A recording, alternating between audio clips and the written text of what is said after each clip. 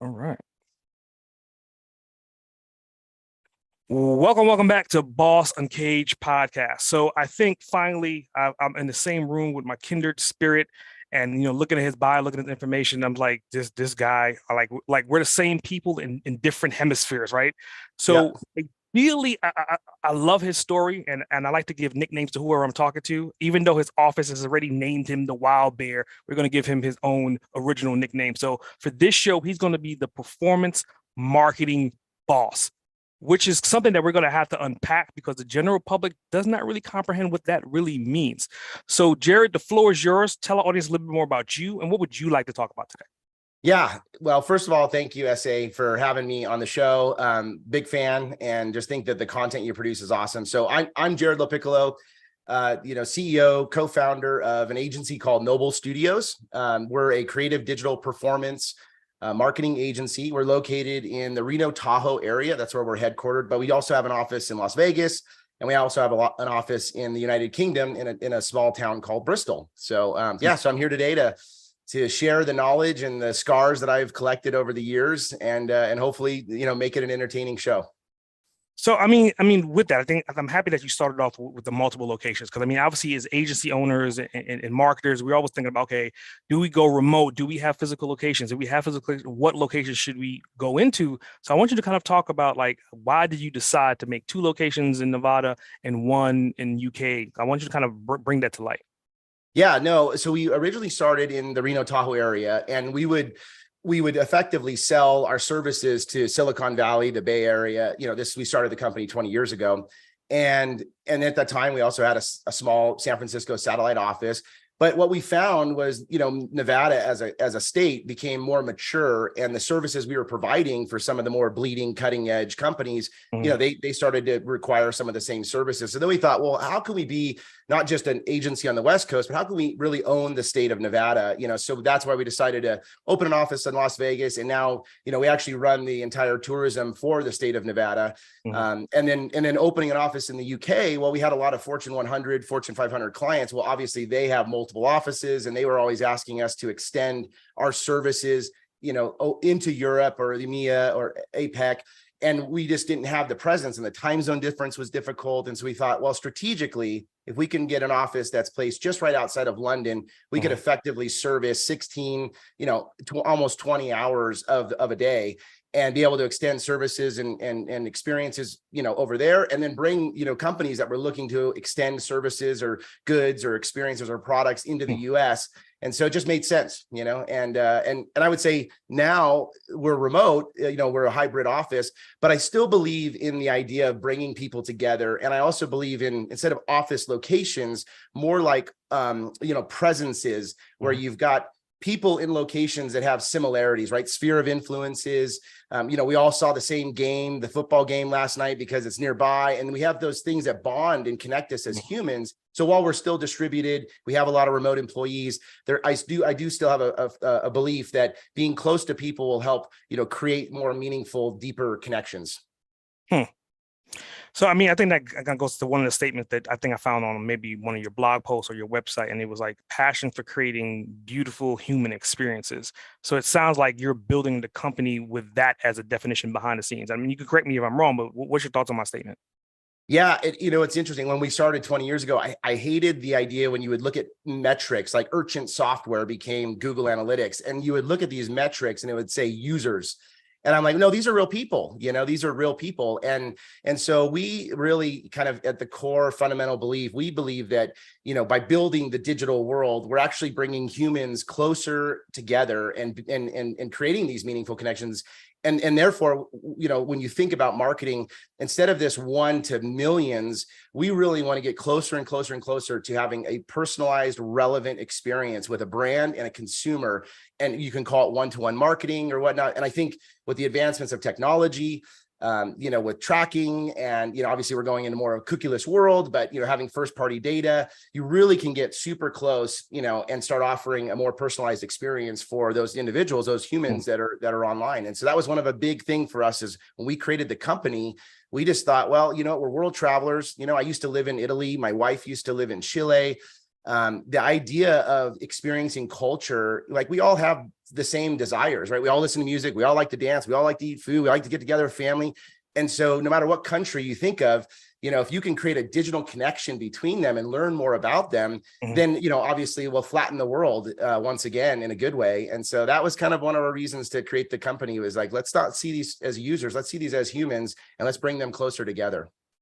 Wow, I think that's definitely a profound statement, and it kind of playing off that keyword of flatten. And I think is one thing that, looking into your background, is the one thing that you talk about so indirectly, but I'm going to reach right now. I would say that you have to be a hell of a foodie, considering as much travel as you've done, as much photography that you have, taken.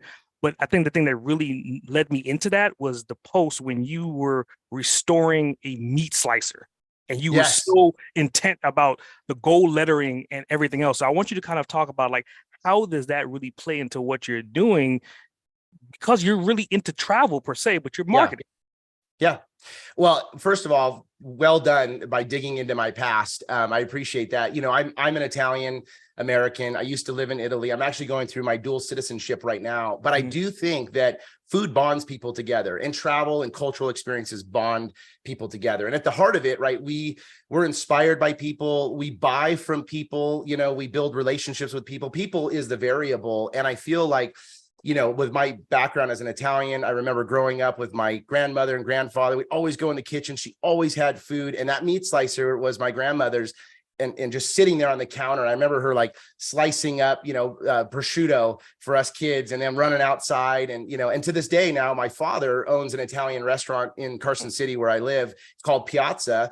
And him and I are always constantly sharing photos of the food that we're making and he's making. And just had an Italian friend come over 3 weeks ago from Italy, and he's a chef and a good friend of mine. I've known him for 25 years when I used to live there in Italy, and we're building recipes together. But food and cultural experiences really bond people, and especially the idea of traveling and putting yourself out there, being vulnerable, in those moments, not unsafe, but being vulnerable is where you bend your knees and you listen a little bit more, and you learn a lot more when you listen, and you make more friends when you listen. And so, yeah, food is kind of like the connective tissue and we need it every day, right? It's our fuel. So might as well enjoy it together. But yeah, it's definitely something I'm passionate about. So, I mean, and I'm leading you down that path because I really want the listener to understand, like, yes, we're going to talk about marketing, we're going to talk about strategies, we're going to unpack all that, but really and truly, like, based upon who you are, I really see like the global individual, right? And even to the point that you name your dog Journey. Like, I mean, that kind of seals the deal to kind of articulate who you are, right? So I want you to kind of talk about that again. Like, obviously, how much you talked about food, but how much does travel play into who you are as far as being a creative? Yeah. So it started early days, when I graduated high school at 16. I was this, really sort of ADHD overachiever, and I went into architecture, and I thought, wow, we could help build the world. I can help build the world. And I was set to be one of the youngest architects, in 34 states. And I was on that path. And then I was kind of getting burnt out, right? The last year of college. And I thought, what if I can study abroad? What if I could go and experience a culture? And of course, with my background being Italian, I had this natural gravitational pull to want to go to Italy and experience the architecture. So I enlisted through an abroad program, and I stayed and studied in Turin, Italy, and the oldest architecture school in Europe. I think it's the second oldest, actually. And I just really put myself deep into history and understanding, like, went back to drawing with by hand as opposed to using AutoCAD or all the different software that was out there. But by being over there, and you can tell I'm a very sort of flamboyant, extrovert, if you will. But it was the one moment in my life where I actually shut up and I listened, because I didn't speak a lick of Italian. I didn't even know ciao meant hello and goodbye. And someone fooled me once when they said, how do you say pizza in Italian? And I'm like, I don't know. And they're like, well, it's pizza, And so, this idea of like just being like totally vulnerable and kind of looking back and observing life and understanding culture, and people and what bonds them together. And it was just this really sort of eye-opening experience. And so this idea that travel wasn't scary, right? That actually doing new things is not scary. And at the time I met my partner, my wife, she was just traveling down to Chile and doing one of the exact same type of experiences. So when she came back, we just had this, bond of like, wow, let's travel the world. Let's see more things. The more we expose ourselves and become vulnerable and put ourselves in these situations that, isn't comfortable, the more we learn and we accelerate our learning by like tenfold by putting ourselves in those environments. And so, that led us to having a very comfortable sort of approach to starting an office in Europe. We thought, well, what the heck, we were over there. It gives us a chance to seek different cultures, different economies, meet new people, learn new governments, and rules and laws and regulations. And so back to that mantra of like being a life learner, travel has been such an influential part of our life. And so much that our kids now are one's in college and the other's almost out. And they know that they have to study abroad. We're like, no, you have to at least one semester. And they're excited about it. Like, they're like, yeah, because they're now world travelers and they're sort of awake, right? They see the world like awake, like they understand, how the world works and they're not afraid of it. And, they know behind walls, there's insulation, and they know behind these trucks, they're driving from one location to the next to deliver goods. And so they're really awake individuals. And I think a lot of that is because of travel, Well, I'm happy you brought up your kids. Obviously Harper, and on his Instagram page, he actually states that he's a world traveler. So kind of like you're preaching, but at the same time, you raise your kids in the environment to understand how to leverage that. And it also shows in your work as well. I think it was an Adobe case study that you guys did, and it was the Adobe UK Welcome Kit. And you can kind of see the world experience all in the imaging, but then you pull your architecture in to create that packaging. So I want you to kind of talk about like these different influences. Obviously you have travel, you have food, you understand what Adobe does, but then you kind of infuse this entire world into a box. Yeah.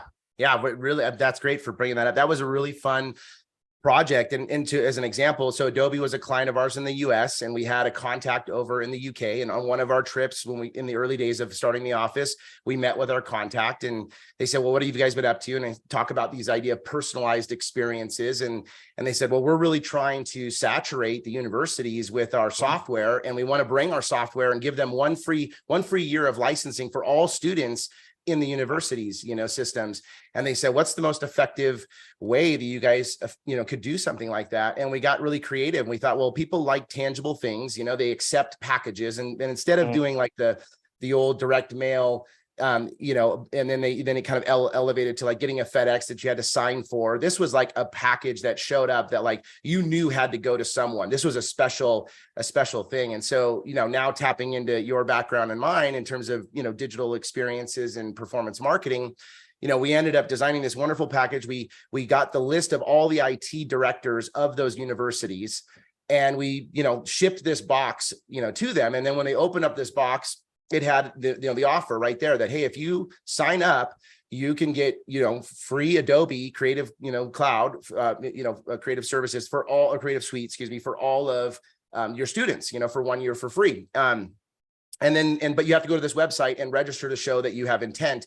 Well, right when they would go to the website and register, we put a geofence around every university. So we were able to pick up that ping. So even if they didn't put their name or their information, they just hit the landing page. We knew that they had received the box, and so then that triggered our contacts to follow up or even do a school visit to say, hey, we noticed you received the box, but you didn't register, or hey, thank you for registering. We're going to come out and, install this on your behalf and train your team on how to do this. But it created this personalized experience because we knew right away that Todd from, Bristol University had opened the box and such. And so we were able to create a nice closed loop system. But these were the super high fidelity boxes. I think they were about $400 a pop, to get them custom printed and built. But back to like this travel and building partnerships, of course, we used, a Bristol printer, right? That's where our office is at. So we were able to go through this Bristol printer and we walked through, and they're a traditional printer. They've been around for hundreds of years. So it felt like we were walking on the set of an old newspaper house or whatnot. But you build all those personal connections as well, by leveraging stakeholders, to be a part of experiences like that. Hmm. So, I mean, obviously, like talking about that project, I think you brought up the key word that we started off the show with, like talking about your boss name, and I think you kind of alluded to the definition of performance marketing. You was talking about the geofencing and like taking it to another level to kind of understand where your people are, when they are, and what to do afterwards. So, I want you to kind of really identify and define performance marketing for the listener. Yeah, yeah. So I'll rewind back to 20 years ago. So 20 years ago, it was really about building websites, right? It was a new frontier. That was the thing. MySpace was just slightly kind of coming into market, one of the more first social kind of platforms that gave freedoms for individuals to share and build their own digital brand identity online.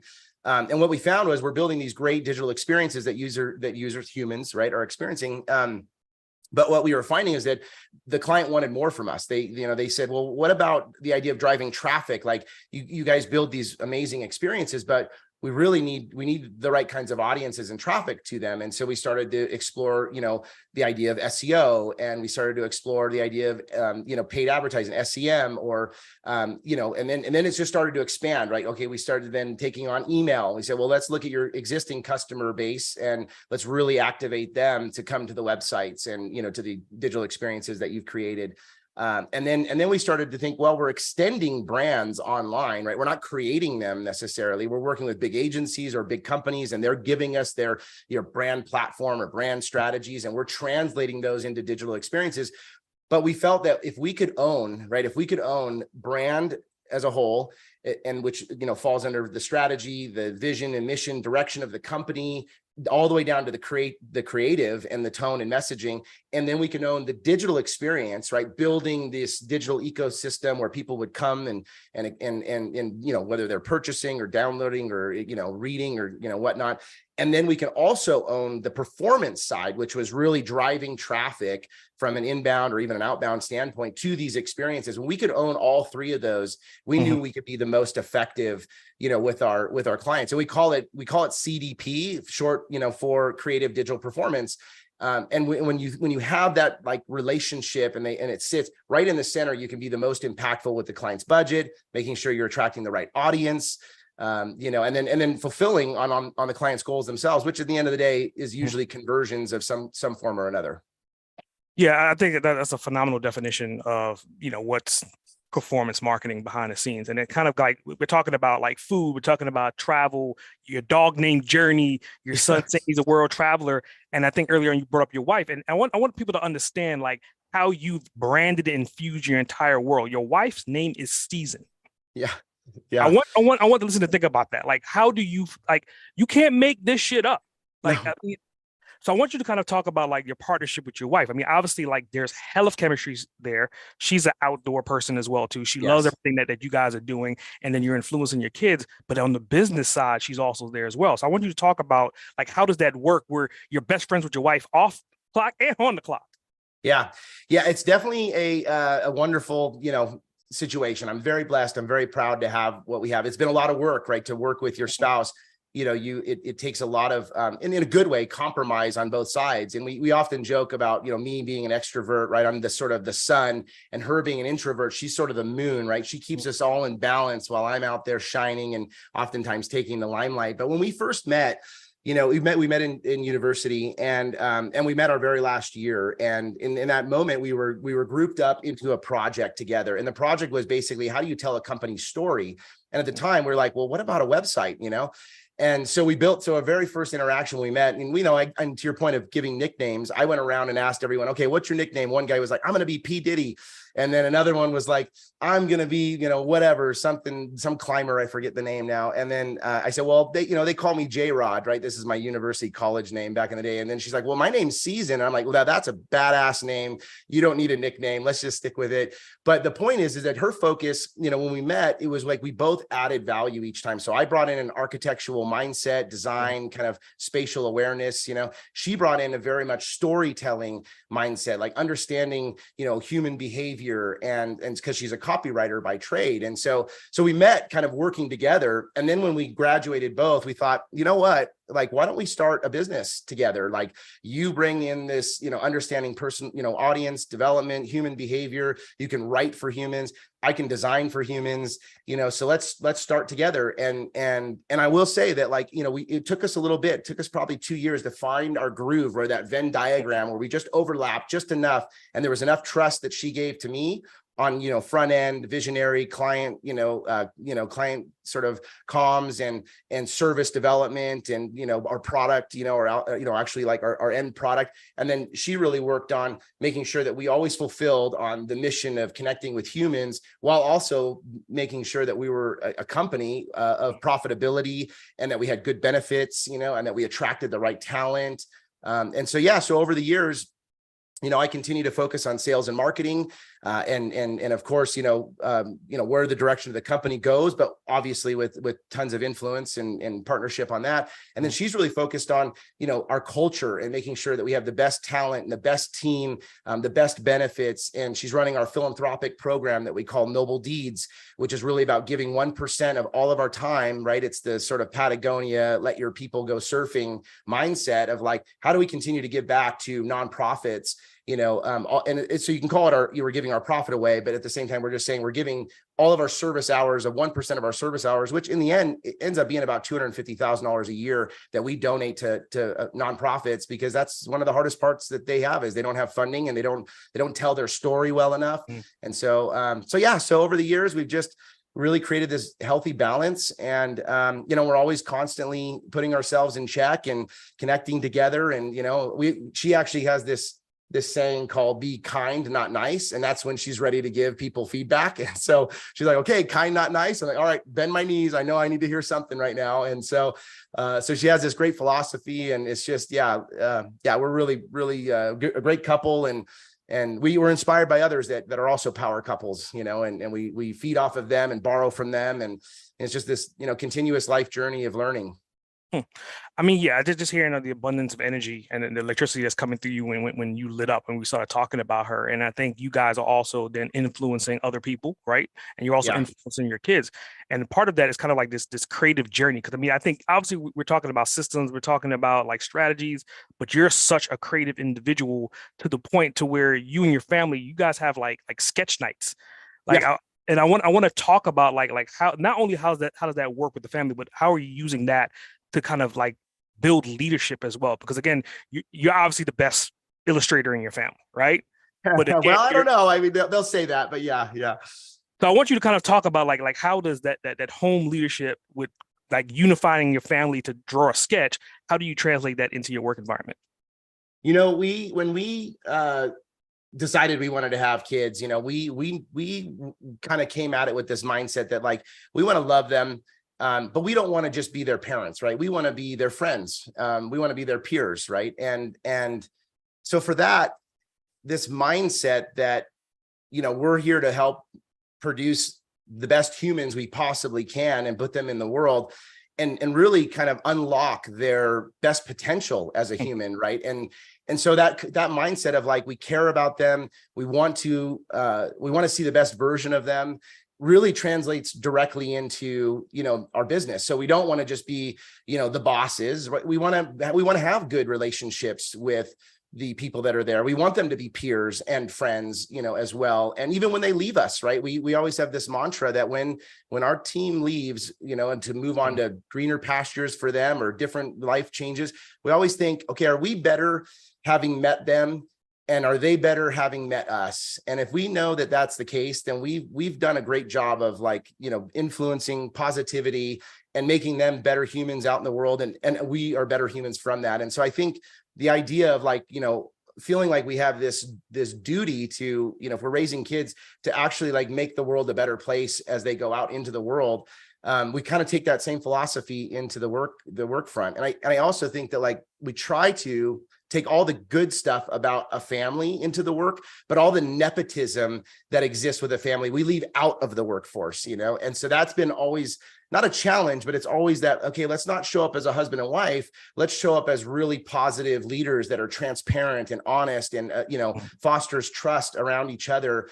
And so, yeah, all the good parts of a family into the business, and some of the, the bad nepotism parts we leave out. So, but definitely yeah, our world is, mixed. There's no church or state. There's no, on or off. It's always, it's like a dimmer, if you will. So I think that's definitely inspiring. So it kind of leads me now to the pattern. I mean, obviously with your kids, you do a lot of travel, right? And you do a lot of travel generally. And I think it was a post that you and your daughter, you went to an antique store and you got some ice cream. So obviously you do that individually with your kids, but what you're saying is like the family environment as far as leadership. How do you kind of then do that with your employees, considering that they're in 3 separate locations? Yeah, great question. And to your point, we like to do things as our family, as a unit, right? And then we also do individual things. So like recently, my daughter and I, we went to New York, and we saw a Broadway show. She's 16. She's actually got her first album out. So she's a writer and a singer, and plays instruments.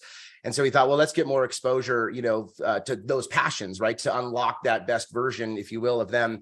And so we do things as a unit, and we do things separately as well. And I feel like we do this very similar thing with our teams, right? So, every year we go to and speak at or sponsor at, say, 10 to 12, conferences.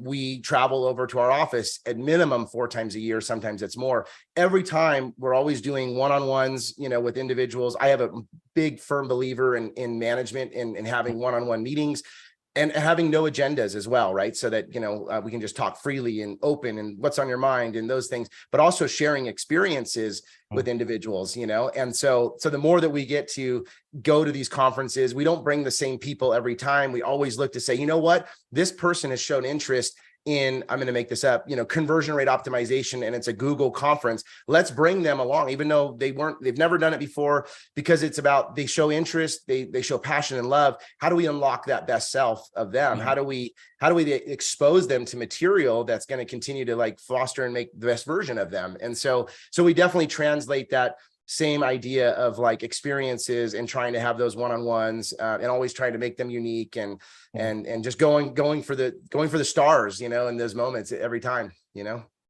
So it's just so funny that you ended that last statement with stars. And I always like to make this like a facetious, funny statement, but I assure that we didn't pre-plan this, but No. ideally ending in that keyword of stars makes me think about your quote, chart the course by the stars, not by the ships around you. But obviously, I think you're living the life as the star that everyone is essentially looking up to, like wanting to be in your shoe or to follow in your footsteps. So with what you said before about the close-knit family and isolating and saying, hey, we're going to take this people this time. Do you think that they look at you as the ship around them, or are you more so the beacon to kind of lead them in the right direction, with that quote being one of yours? Yeah, I really appreciate you bringing that up, because it's so close to home about the idea that we're all on our own course, like we all have our own course, and at times we'll come together, right? And then, so you'll join the ship for a few months and then you'll take off, or you'll join it for 10 years. And I think that as a leader, right, and as an entrepreneur, at the end of the day, people look up to you to give direction, to give vision. And I would say for the first couple of years as an entrepreneur, you have this thing, you have identified a demand in the market, and so you just sell to it, and you say yes to everything. And then what's happening though is you're kind of fragmented. You're like, are you actually leaving the bay, using the ship analogy? Are you just spinning around and going in circles, or have you started to chart a course? And it takes those couple years to realize the impact that you can make on humans and in this world, to actually then just to really become disciplined and start saying no more often, start focusing more on, that vision and that mission, and getting everyone to align to that vision and mission. So I think they look up to me to hold the torch when it's dark out, when it's like, hey, what's going on? Are we on the same course? And I pull that torch out and I say, yes, we are. And this is why it's related. And we're heading this in the direction. Or when there's a big storm, right? Stormy weather's all around us. Let's call it the pandemic, right? All of a sudden, nobody knows what's going on. They expect the leader to have the calm and be collected, and to say, this is just a bump. We just the wind just took us off the trail. We're going to come right back onto it. So I think there's an expectation for that. Also, I feel like there's a, there's for me, it feels like my mission is to continue to give this direction for others. Now, it doesn't mean that they can't alter the direction slightly or adjust it or bond with me on, hey, we got to navigate around these waters over here. It gets real shallow and let's move over here. So I'm always open to feedback and where we need to go. And it's never charted this course alone. But I think there's an expectation that, that you got to keep your hand on the wheel and keep the focus no matter what comes at you. Mm-hmm. I mean, I think with that, there's definitely a duality to you. I mean, I think that, like, this is the first time you and I are having a conversation, the first time we met, but I can tell you, and again, you can correct me if I'm wrong, but I think that you are exactly the same in office as out of office. And I think you even live the representation of that, right? I mean, Noble Deeds is essentially you giving back, but on your own downtime, you also give back. I mean, didn't you recently or within the last 10 years win a robot award, and you were kind of helping kids and teaching them in your own time? So like, you do a duality of giving back. So I want you to talk about, like, how does that really play into your ecosystem? Like, why do you give back so much? And why do you think that's a part of your process to your business? Yeah, thank you. I got little goosebumps on my hand. I feel like so many people have given me a chance, and I do believe in being an opportunist, right? Always seeking to, not in a dirty way, but just in saying like, gosh, there's so much opportunity all the time, always around us. And if you're a good human, others will give you advice. They'll give you opportunities. And so I feel like, in our early days, we were just, the energy and the positivity just naturally attracted people that wanted to see us succeed, right? They wanted us to succeed. They're like, you are good humans. Like, we want you to, we'll help you, and we've always met them with more than what they gave us. And so now we're in this mode of, running a business for 20 years. By definition, my family, my friends, they call me successful, and I'm humbly grateful to accept that. But now it's like, I got to turn it forward. I got to pay it forward. I got to lean with my toes forward to others that need help. And so to your point, when my kids were going to school and there was some kids that were sort of underprivileged and they weren't exposed, to, CNC cutters or laser machines or robotics or any of this. And so we adopted this, Lego robotics program that comes from Lego, and we ran it for 2 years, and we went to competitions with the students, and, we would donate our time after school for weeks on end and weekends, and just to see these kids light up. And, it's like, what if we weren't there? What if we didn't do that? It's like, where would they get that from? And so, so that led us to like, okay, the kids got older, like, they don't want the Legos anymore. They want to get really hands-on. So then a couple of the teachers, I came to them, we talked, and we said, what if we created a makers program for the students? And so for junior high, which is a pivotal, moment in a kid's life, right then, it's like there's bullies that, they're trying to figure out who they are and all this stuff. And to have sort of an external club that allowed them to do, programming and Arduino boards and, play around with code and CNC cutters and building things around them. And it was just this amazing partnership that we created with the local university and such. And so that's one example, but I'm like, I don't care who you are. If you're not going to don't sell me anything, that's tough. But if you just want to have coffee and you want advice or something, let's sit down. I want to give it. That's all I want to do is like, make sure you don't step in the same holes that I did, or get the same information, that advice that someone gave me really helped me avoid, an issue or an obstacle. I want to pass that on. And so it's just this idea of paying it forward. And I will say this is the one kind of thing I think, if you ask for money, right? Because a lot of people are like, oh, well, I want money, investors, this, that. If you ask for money, oftentimes you'll get advice.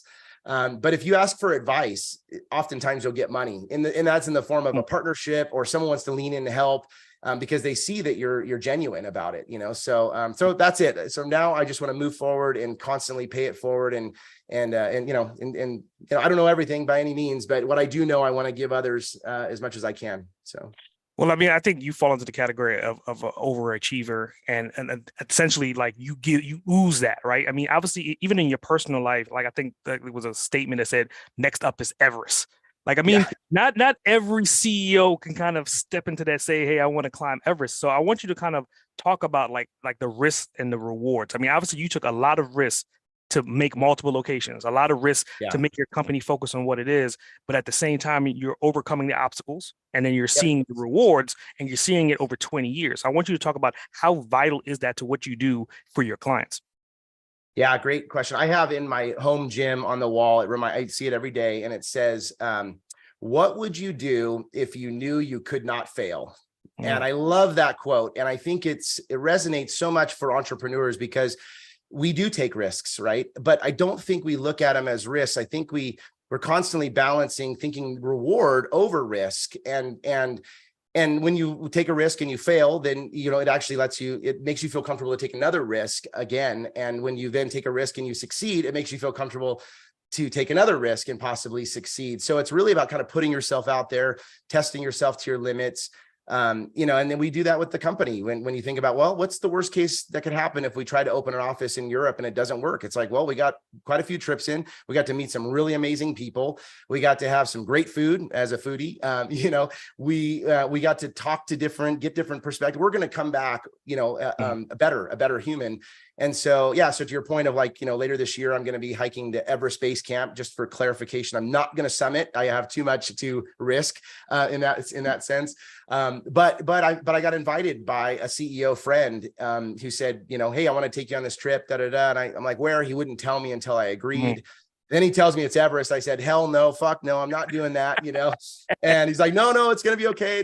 So this whole year I've been training, right? And I think that's part of it is preparation for those risks. It's like, you don't want to just jump out of an airplane with a parachute for the very first time. You're going to have to go tandem, for a while. And you're not going to go off a waterfall in a kayak. You're going to go down rivers that are slow first, then you're going to build up to it. So it's really like a continuous momentum of investment that then gets you to these moments where the risk is actually quite low when you finally go and take on something. And it's because you put yourself in that mode of preparedness. And I think curiosity is also what drives that. It's like, well, what drives it is like, well, aren't you curious as well what that would feel like to, get to Everest Base Camp? Or aren't you curious to see, could you be successful by opening an office in another country, in another area? So I think that curiosity paired with being prepared, and then it just reduces that level of risk and increases your chance for reward. So, I mean, kind of just going back to your wife's season. I mean, obviously, my wife is my polar opposite, right? And we're about to go to Japan in next 30 days. And I'm like, okay, when we get to Japan, we gotta summit Mount Fuji. We gotta summit Mount Fuji. Yes. And I'm telling her over and over again. And my wife is like, you've lost your damn ever-loving mind. But for you, I would think, you can correct me if I'm wrong, but I think if you're going to summit or even go to Everest, I'm sure by default, season is kind of like, well, did you get my ticket too? I love that you brought that up. She literally has said, well, so our wives able to come on this trip? Is it just like a dude trip? I'm like, look, I didn't set this trip up. She knows if I set it up, it would 100% be a co-ed trip. We were one of the first ones to have a co-ed baby shower 20 years ago. Now there's gender reveal parties, everything else. And it was new at the time. She's very much in that same mindset. And she's like, well, what if I meet you afterwards and we hang out in Nepal? And so, so we definitely, it's interesting. Her risk tolerance is a little bit lower than mine, but she also brings me down. She grounds me and I'll bring her up a little bit. And so even in our financial portfolio of investments, I have a higher risk, tolerance, number. She's has a lower risk, but when you trend it over the course of 10 years, we actually even out because some of the ones that I've invested in fizzle and the steady Eddie, kind of stock investments, continue to go. And so it's quite funny that we approach things differently, but we end at the same location, So, I mean, with that, you're a hell of a photographer as well, too, obviously, because you've done all this travel and you get the equipment, you take shots and you do a lot of photography.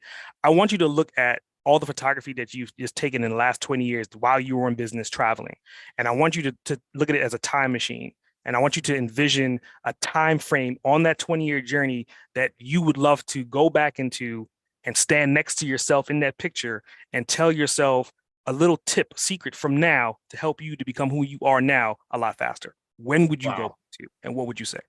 That is great. I love this. This is so good. So I have been doing photography since I was about 14 years old. I took a big break in my teens, like my older teens and stuff. And then I brought back to it, but I would say, and this is so I can get some brownie points from my wife, but on our honeymoon, we had already started our business. And it was a year later, and we're on our honeymoon, and we're in Italy in a small little village called Cinque Terre, and we were on this little tiny area called Monarola, and it was at night, and we were shooting. And she joins me when we shoot because she's got a really good photographer's eye, as you can imagine, being a creative as well. And I remember sitting there and we were kind of stressed, right? We didn't have a lot of money. You know, I called our credit cards and maxed them out before we went on our honeymoon, right? This was before we were even on payroll for ourselves or anything like that.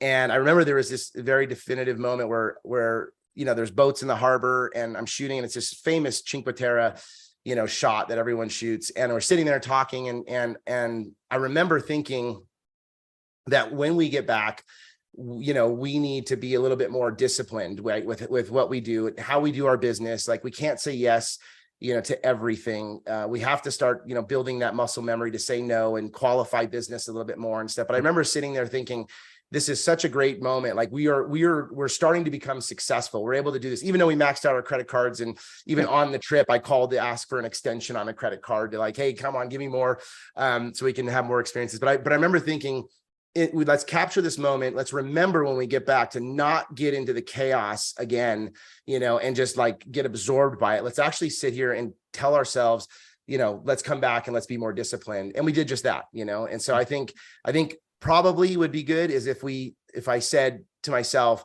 stop saying yes. I didn't do that. It was more about being disciplined and trying to find that balance between family and work, as opposed to that really salient advice of like, hey, you don't have to say yes to everything. It's okay to say no. So that would probably be the one advice, sitting there at that edge of the cliff, taking photos, you know, when I'm in my happy place, you know? So let's just peel that back a little bit. So based upon what your tagline is right now, do you think that's the moment when you kind of started visualizing, let's be better every day? You know, it's interesting. I think it was definitely a contribution to the foundation of that for sure, because we've always looked at ourselves as, again, back to that curious being, you know, that life learners is really kind of like, we always used to say that. We used to say that we operate on a 30% learning curve every year because the industry changed so much. So we had to like welcome change, you know, and so like when it lands on your doorstep, you're like, oh shit, you know, change is right here. But then I open the door really quickly and say, come on in, you know, we're going to figure this out, you know, because it's going to make us better. And so I think that, yeah, likely that was part of some of those foundational pieces of saying, you know what, if we can be more disciplined and we can actually start saying no when we need to, let's invest in ourselves, let's stay focused. I think it absolutely contributes to that lifelong learner, you know. And then to your point, now it's an invitation. Let's be better every day. It's for our team. It's for ourselves. It's for our clients, you know, to constantly challenge the norm. I would say, you know, be content, but never truly satisfied. Right. And I know it sounds like that I'm not satisfied. It just means stay curious, be very happy that like, if this is all you do in life, be happy with what you've made. But but stay curious, because you could do more, you know, you could possibly do more. And so I think I would definitely say that those kinds of moments contribute to that. So I think that this kind of leads into like identifying, like utilizing 3 to 5 words to kind of state keywords that represent you. And obviously the wild bear, I see it now. I mean, like when you're steamrolling, you're rolling. There's no stopping it and you're taking everyone with you. But I want you to kind of talk about, if you can identify, just again, you do SEO, right? So you understand what I'm talking about. Think of it from the standpoint, if you could do an SEO search that would just be 3 to 5 words to identify who you are as an individual leader, what would those 3 to 5 words be? Yeah, I would say probably something like globe trotter, visionary entrepreneur with digital prowess, you know. So, you know, always close to digital, love innovation, but mixing in that world aspect, right? So always staying curious, always, you know, being authentic, always wanting to learn more by different cultures and those things, but with the idea that I understand digital really well, and I can, you know, be an early adopter and see trends and become trendsetters, you know, and make sure we're on the sort of leading edge versus bleeding edge. Those ones that are on the bleeding edge, they're always falling and bumping their nose, and, you know, and so we'd like to stay just behind that a little bit. And so, yeah. So, I mean, I see this ball of energy, and again, I could be wrong, and I want you to correct me if I'm wrong, but I see you as a 5-year-old kid raising living hell. And I want you to kind of identify like what were you like as a kid, and like, is your entrepreneurial insight in who you are right now, is it coming from some ancestor before you? Wow, great. I like this. So I asked my mom. I tell a different story than what my mom tells, right? I always say, oh, I was a hellion, I was crazy, maybe even disrespectful at times because I was just this like, run around ball of energy. And she's like, no, no, no, no, Jarrod, actually, you were friendly. Everyone loved you. You just had so much energy that like you saw a tree and you would start climbing it instantly. And you hear a song and you just start dancing right away. And you just had this infectious energy around you. And so I appreciate that, because for a long time, I've been telling people that, more I was like, not a bully by any means, but more of just like almost an annoyance. And I'm glad that she clarified that over the years, because I've been carrying that story. But I do think that that idea that that life will constantly bring you things to experience and to learn if you're curious. I subscribe to that. And growing up, my father is an entrepreneur, and he was a general contractor. So I grew up on job sites all the time. And I remember one of the first jobs I had, it goes like this. He gives me a magnet and it's tied to a piece of string. And he says, walk around the property and just drop that magnet into the ground, and it'll pick up all the nails that fall underneath the dirt. And, and it's part of keeping the job site clean. And I said, okay, and I'll give you a penny per nail. And I thought, okay, this is cool, and so I spent all day and I collected a big box. I don't know how much I made, but it was a lot at the time. I was really excited about it. And then he graduated me to sweeping floors. He's like, okay, now you get to go sweep floors. Now I'm probably 10, and I'm sweeping floors. And he comes in and I said, okay, I'm done. What's next? And he said, well, what do you mean? Are you done? I said, well, I'm done. Look, and he's like, well, do you think you're 100% done?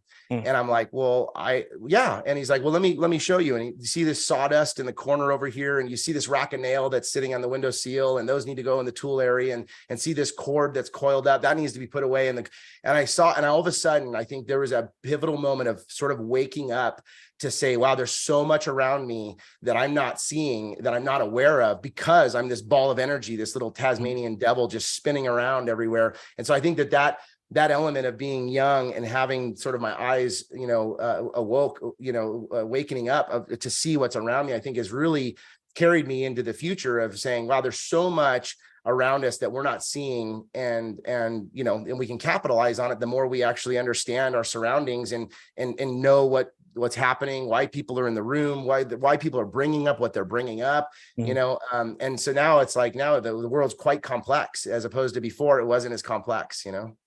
So I mean, let's play off of that, right? So like your dad was an entrepreneur before you. You're an entrepreneur to your kids, right? And your dad has given you like the real world life experiences about saying, are you really done when you weren't really done? So I want to kind of talk, like you're really big into education. So with like Scarlett and Harper, let's say that they're listening to this, right?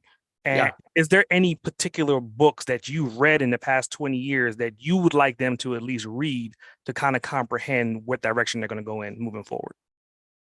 Yes, the short answer is yes. And I would say it boils down to one book that I really, really love. And I actually read it about every 5 or 6 years. And it's called The Alchemist. And I'm sure you've heard of it. I'm sure your listeners have heard of it. I don't want to spoil it, but it's this idea of, a journey, a life journey. And then at the end, it's sort of this moment of like reflection of like, wow, I didn't realize all the things I realized after going through that life journey. And so I really think it's about that for my kids. It's like, recognize the good stuff that you have, pay it forward, constantly, be on that life journey, follow where life takes you, do good, be kind, so all these things, if they're listening, they know they have them. People love them. And I'm not just saying that everyone loves their own kids, but I get so much accolades because they're just such good humans, and they really inspire people around them. And so I feel like they've not only met us in terms of our parenting, but they've pushed us to even become better humans ourselves, better parents ourselves. And so it's a great relationship. But yeah, that'd be the one book is The Alchemist. Okay. So like let's just keep rolling down that. So let's say 10 years go by, your kids are potentially having their own kids, and they're the way that things are designed in your family, I would say more than likely your kids are probably gonna be entrepreneurs as well too, right? So let's say they're in their mid-20s and a mid-20-year-old person listens to this podcast right now. What words of wisdom do you want to instill in them to help them to continue forward on their journey when those hurdles present themselves? Yeah. I think it's about, not every business succeeds, right? And not every but I think it's the mark that you leave behind, the influence that you have on people. And I think it's cliche. People have been using it for years, but it's truly something I subscribe to is really bring your authentic self into every interaction that you can. And of course, come with your knees bent, because there's always going to be something that you can learn, always come with your knees bent. But I want them, whether their businesses succeeds, whether they decide to be entrepreneurs or not, bring your authentic self to every interaction, be kind, pick yourself up. If you fell down, that's okay. That's where we learn the most. It's really hard to learn when we do all the things right. It's like, okay, well, that worked. And it's when those moments of like, I have failed, I have not succeeded, my expectations are lower, I've not met my expectations. That's where you actually learn. And that's where you become the better human, I think those are hell of building blocks. I mean, like kind of going back to what you said earlier about the Legos, it's kind of like you're building them and then you kind of outgrow them and then you become this legacy. So I want you to kind of talk about, you named your company Noble, right? So I want you to kind of talk about where ideally do you see the legacy of being a noble marketer? And that's what I'm kind of branding your agency, right? Yeah. 20 years from now. Yeah. So, when we decided to name the company, it's a difficult thing, right? When you think of agencies, especially professional service companies, and I'm not knocking it, but a lot of them are like, your last name, and that's the name, or it's two people that came together and used both of their last names. And we didn't want it to be about us, right? We actually wanted it to be better than us. And we also needed a name that was going to guide us, because we knew we were going into an industry that was absolutely changing on the minute. And so how do we actually, use a name that gives us purpose? And so we thought a core value. Let's start with a core value. Let's start with noble. And the idea of nobility not being a birthright, right? You have to actually renew your nobleness every day. You've got to still hold the door open for someone tomorrow, even if you held it open for 30 people, the day before. And so this idea of renewing this core value on the daily basis has been just something that we've used the entire time, as we enter into uncharted waters, as a client comes to us and we're like, I don't know if that feels very noble, not to be righteous, but, using it as our waypoint has given us, really like moments when things, because not every business is perfect for 20 years. You go through dark times and stormy patches and, you question whether you're doing the right thing. And every time we come back to, noble is going to get us through this idea of showing up with that nobility. And so in 20 years, if I'm not part of the company any longer, and maybe the company is not here, right? Because everything, just like humans, we all unfortunately die. Companies eventually will die. And at some point, which just sounds terrible, but it's just a reality. So how do you want that death to be, an honorable death, right? You want your company to be that you've done it the right way. You exited the world the right way. And so I think that if the company's still around 20 years from now, I would just love that it carries through with those same core values of like, creating meaningful connections and, being humble, being noble, encouraging others, right. To grow and such. And so I think that would be something of greatness if like I'm no longer with the company and it's still around, that it's carrying these core values into the future. And people aren't thinking about the founders, they're thinking about the company and how it's created, purpose and bonds people together and gives them, life opportunities. So I think it's phenomenal. I mean, I think both of us, we dive into branding to another level. To most people, they don't even comprehend. And I'm looking at your brand, and obviously the choice color of orange being the primary color, which kind of symbolizes positivity, energy, optimism, all these different things. I don't even have to ask the question, but I'm going to ask it just for the listener.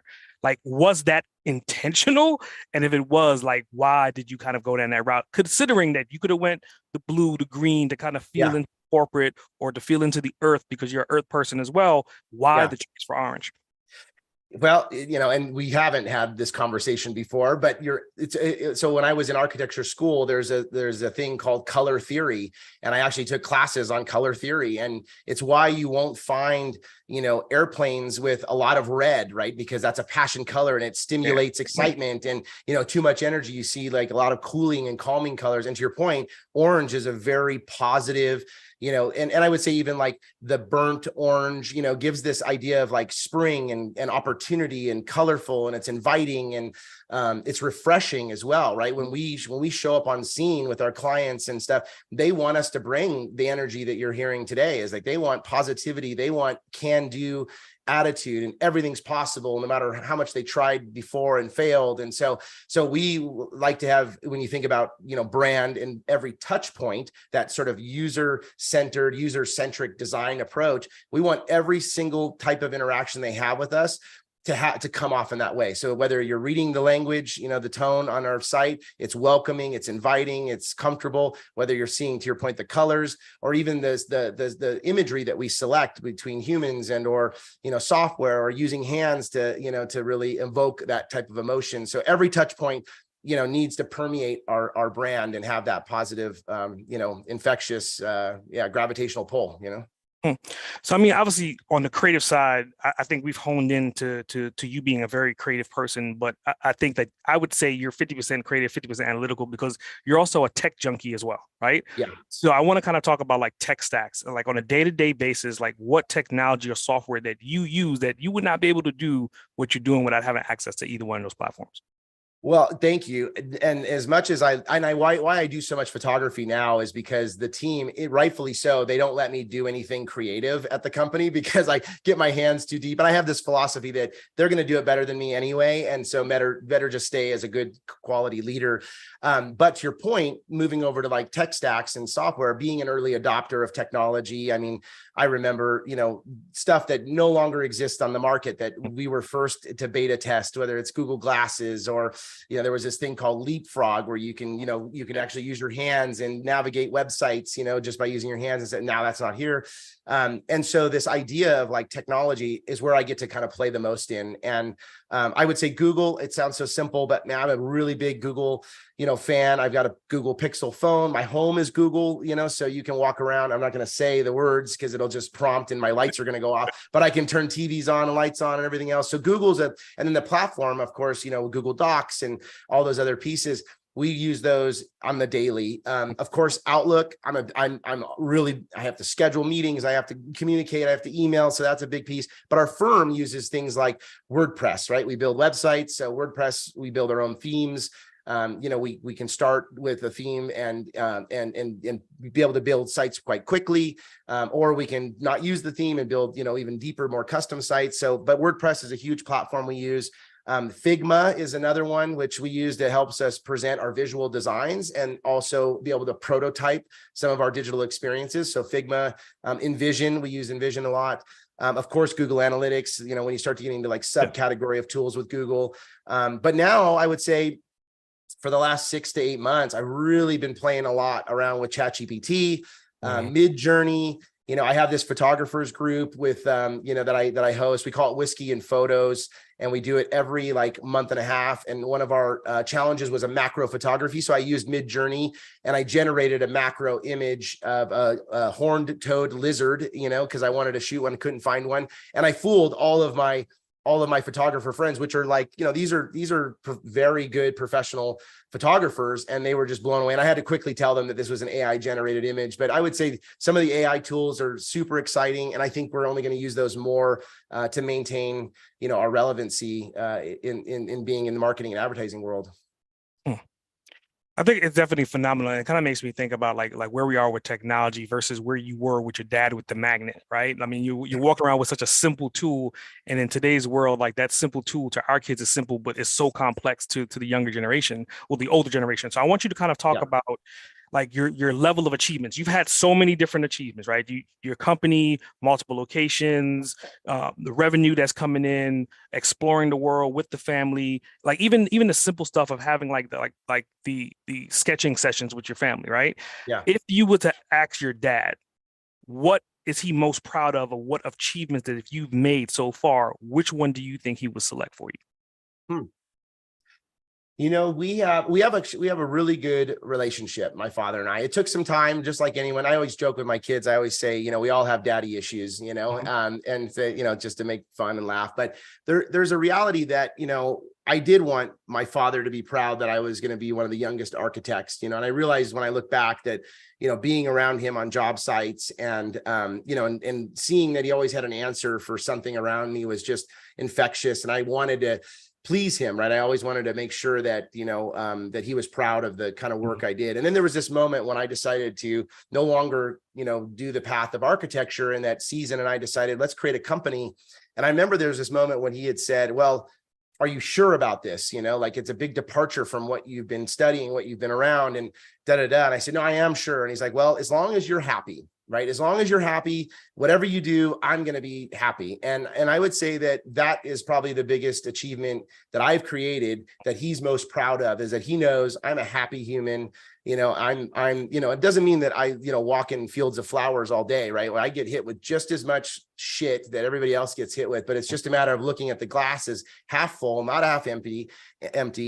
And seeing these as not challenges, but as opportunities. And so I think he would be the most proud if he was listening to this, saying, yeah, my son is happy. And wherever he goes, he creates happiness around him, even if he's had a shitty day. And, I've had the worst news hit me in the morning. And then I hear someone else has news that's not as worse as mine, but I don't ever share my news with them. I don't need to say, oh, you know what? Yeah, listen to this. And instead, I just comfort that person saying, it's going to be okay. I'm giving them the advice I need to hear in that moment in time. And then we both walk away happier and more reflective. And so I think he would look back and look at now and say, yeah, Jarrod's a happy human, and he creates happiness around him. And for that, I think, he's very satisfied. If you don't mind, I could add on to that. I mean, obviously, doing my due diligence, I've only known you for a short period of time, but basically, what I've known from you is that earlier years with your dad, being in construction and being in that field, has driven you to become who you are. And hear what I had to say, right?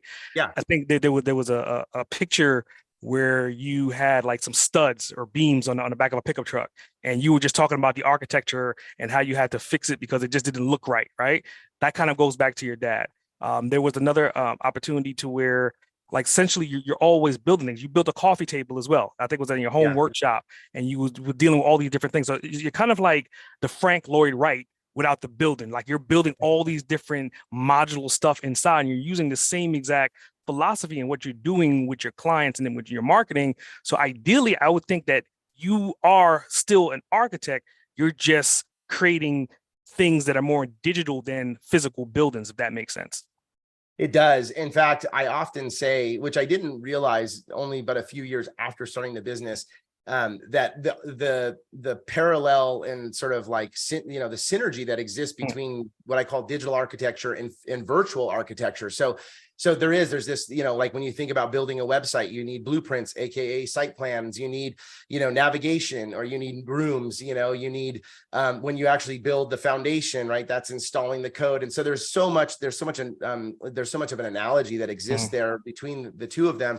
But I do think that that those early days, of architecture and working with your hands and creating, something from nothing, right, has just totally helped me as an entrepreneur, and of course Season as a partner, for us to build, together. And then to your point, it's like at some point you need to kind of ebb and flow. Like, you put a lot of investment in the company, and then you need to kind of step back a little bit and let it bake, right? Let it cure, let it see what that investment's going to do. And then during that time, I'm not idle. So then I jump over to your point, and I start building some furniture or coffee tables. And I picked that piece of wood up when we went to the Lost Coast near Trinidad and Eureka, California.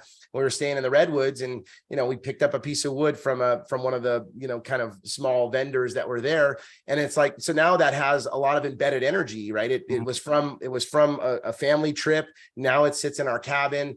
I also got to bond with my father to say, hey, how do you connect the top to a base? And you got to drill holes into it and put dowels into it. Let me show you. And and so all of those things, everything around me is just a big compilation of my life.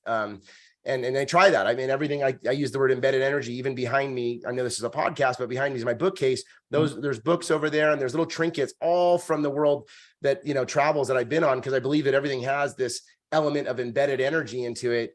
So, it's just, the way of looking at life, Wow. So, I mean, the listeners listening, and again, like, you're a ball of energy. I mean, like there's batteries, and then like you're a mega pack of batteries, right? So I want you to kind of say, how do they get in contact with you? I mean, I think you're an individual to where you can kind of talk entrepreneur off the ledge and give them the right direction just by utilizing your energy. So what website or what email address or what social media platform would you like to send them to? Yeah, I appreciate that. And I do welcome people to get in touch with me. I feel like wisdom or, you just never know what you're going to learn. So there's no one beneath or above, or we're all humans. We all bleed the same, and, we all have same visions and whatnot. And so yeah, please do reach out to me. But maybe go to our website. It's noblestudios.com. So that's NOBLESTUDIOS.com. Take a look, read our content, absorb our brand, our messaging, our vision, our mission. Take a look at case studies, see the work that we've done. Self-select in, self-select out. If you self-select in, use my name. We can get on a call. You can also find me on LinkedIn at Jarrod Lopiccolo. That's JARROD, last name Lopiccolo, LOPICCOLO, and shoot me a direct message. And, I would just say, please don't sell me shit, but if you want advice, or if you can give me advice, then do that, because my cup's not full, right? I still have more advice that I can gain. So I'm sure everyone has advice. It's one of the things I do when we bring on a new team member. We have an origins of noble story, and I end with, here's 5 pieces of advice that people have given me, and then please share with me one piece of advice that you live your life by. And I have a whole repository of every person that's ever given me a piece of advice, and I keep it there. And one day I'll release a book with it and give everyone credit. But yeah, so please reach out. Love to connect. I mean, I definitely love that. Like I said before, I mean, like you're a bundle of energy, and I could kind of see, like, you probably don't sleep. You're kind of one of those people that probably wake up in the middle of the night with a pen and paper and write things down. So I definitely see you becoming a podcaster if you're not even thinking about it yet. And I'm just going to put it out there into the ethos. So I'm going to give you an opportunity to become a podcaster right now. The Boss and Cake Show is now your show. I'm not your guest. Oh, I like this. What questions do you have for me? Well, I would say, looking at your bio, looking at your past, your history, what you're doing now, you're clearly, being a thought leader. You're bringing thought leaders together. You're passionate about this. So I love that. But I would ask you this one question: if you could do one other thing in life, and I don't want you to answer with, well, I'm doing it, so let's just use a time frame for 1 year. If you could do one other thing in life for 1 year, it doesn't stop your business, doesn't stop anything. It just kind of like opens up a fake year and you get to do whatever you want. What would you do for that 1 year? Oh, I hands down no. I mean, it kind of goes back to what I always wanted to be as a kid, kind of growing up, and why I love water as much as I do. I would kind of step into being a marine biologist for a year, just go scuba diving, swimming with whales. And kind of goes back to that video you shot with the whales. When I saw that, I was like, this is the guy. This is my guy. So I would definitely do that. If I was not doing what I'm doing right now, or in the digital space, I would probably just be a nomad and just travel the world and swim with random animals and deep sea dive and do things along those lines. Oh, I love it. You're like my brother. He did the same thing. He was a marine biologist. He did it for about 5 years and realized he couldn't make any money on it. And so he went into IT, but to your point, it's so, you're just getting close to life and nature and all that. So I subscribe. I'm a big scuba diver myself, been certified since I was 12, so I get it. I love being underwater, being in a different world. So I love that. That's a great answer. And I just always like to know what people want to do. And they think, when they answer that, oftentimes they feel like they're abandoning what they're currently doing. And that's why I wanted to phrase it with that 1 year, because I'm doing exactly what I want to do. But at the same time, you open up a 1 year imaginary year there. Maybe I would, travel the world and become a chef and a photographer, doing all those things at the same time or something, so. I mean, yeah. I mean, playing off of that, I mean, I could totally see, what would it look like to actually do a podcast on a boat and kind of take what I'm doing and then transition it into another area of expertise. So again, life is to be lived, and figuring out these opportunities and speaking it into existence. For all the hell we know, 3 years from now, that's maybe what I'll be doing. Right. So. Yep. Love it. I love it. Well, SA, thank you so much for having me on the show today. Really appreciate it. And this was great. Thank you. Yeah. Well, I appreciate you. I think the listener, if they were asleep and they don't have any caffeine or coffee in their system after this particular call, if they're not on their feet, jumping around, ready to go, then obviously they should be 6 feet under at this point. So I definitely appreciate you being on the show today. And I look forward to continuing and following you and seeing what else you're going to do next.